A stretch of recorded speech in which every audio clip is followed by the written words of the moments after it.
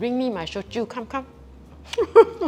Very nice, eh? This is one of our most popular recipe made 10 years ago. Today, I'm going to teach you an even better version of the sweet and sour pork, chicken, and fish. So for the pork, I've actually used 五花肉 because personally I love it. It has a good amount of fats and lean meat so that it won't be too tough on our teeth. For chicken, I prefer chicken thigh. If you're feeling lazy, you don't want to do from scratch, you can always use chicken nuggets. You can use whichever fish that you like. For today, we are using Tiaman fish. We will need to marinate all the protein first. Grated ginger and grated garlic. This will eliminate unpleasant smell. I'm leaving the skin because it gives it a better crisp. If you are feeling healthy, feel free to take out the skin. Give it a good mix. Massage it until the egg white disappears from the meat itself. Chicken and fish will have the same marinating spices. If you are not a big fan of grated ginger, just put a tiny bit will do. Don't have then you put sake. If you don't have sake, then you put mirin. Now comes to the pork.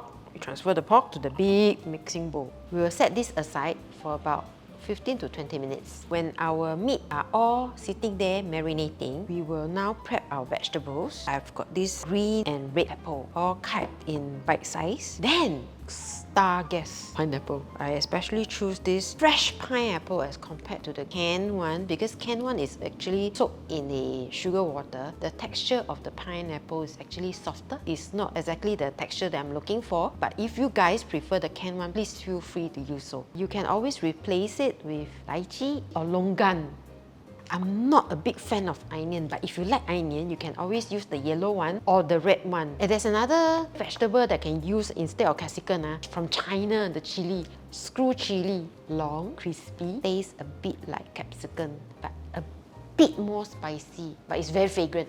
I would like to reserve this head for my house. Keep this for your garden. Actually, there's a trick. Look at this pineapple ice. It looks like it's sticking onto the skin itself, right? The ice is actually less deeper than those ice that is protruding out. So as you cut, right? There, you got less ice, see? And it's easier to cut. So there's less wastage. Must cut this fella off. So we just clear out the ice, this part.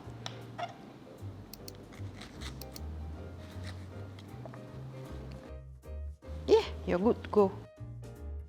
This is how we make sweet and sour sauce from scratch. This is tomato sauce. Add in oyster sauce, raw sugar. If you don't have apple cider vinegar, you can use white vinegar or normal kitchen vinegar. In our previous recipe, we used plum sauce. This recipe, we don't need. Plum sauce is a bit sourish. If you are putting plum sauce, then you don't need your vinegar. Adjust according to your taste bud. For me, I think this should be good enough. Looks watery right now. Don't worry, because after that, you will be transferring it to your pan, and while heating up, you'll thicken up because of your sugar. For those people who don't want to do from scratch, use this instant sauce. This is my preference, one of the better ones. Quite a good balance.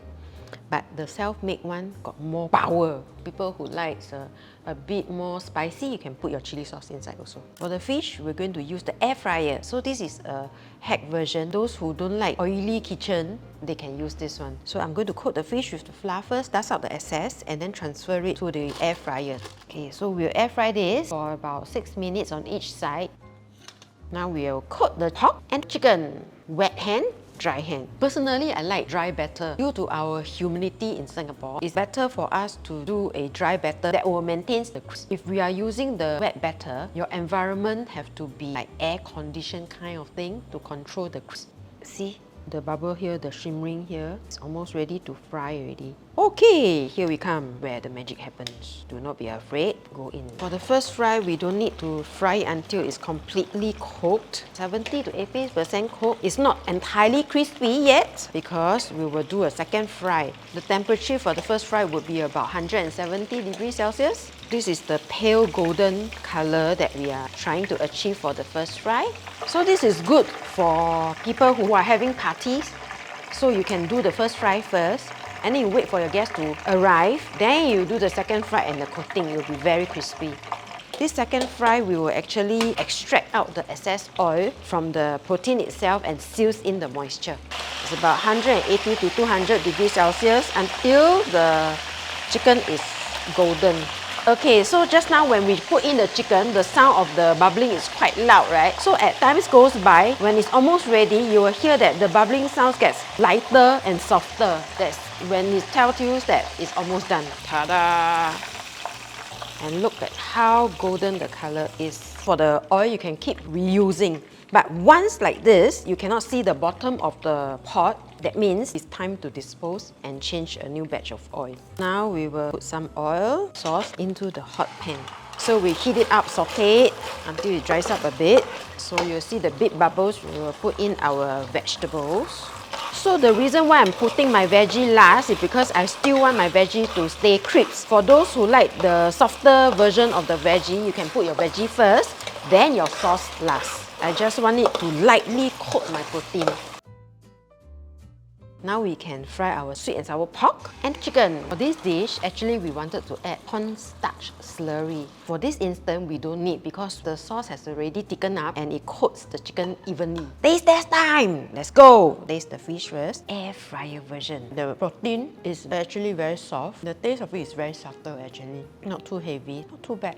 Let me try the chicken. I still can taste the crispiness of the skin. Very sinful, but it's very good. Not too salty. Best with beer. Pork time is a bit tougher, but it's not tough on your teeth because remember we choose pork, there's some fat content. So it's very, very important. If you want to fry the pork, you must have some fat content in it. Please try to make all these recipes. If you have any future zi cha recipes or any recipes that you would like us to recreate, please leave us a comment below. I will make it. Thank you. Bye-bye.